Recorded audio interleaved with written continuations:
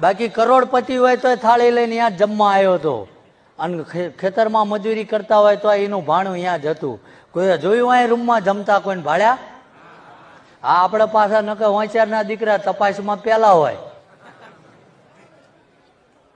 તો અહીં કઈ એવું નથી ચાલતું. તમારા હૃદયનો ભાવ લઈને આવો, મારો ઠાકર એમાં રાજી છે. અને આજ નહીં તો કાલ જો કદાચ તમારું મહિને અહીં આવેલું હોય છે ને, જો કદાચ 2.5 મહિને 1.5 મહિને મારો ઠાકર એનું વળતર ના આપે ને, તો આ પરગડું મૂકીને નીકળી જવાનું. પણ એવા ચોખ્ખા થઈને આવજો, કાલથી કોઈ નડવું નથી.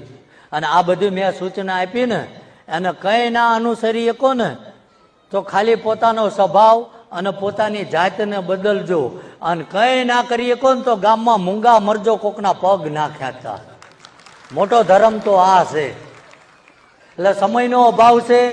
ફરી વાર આપણે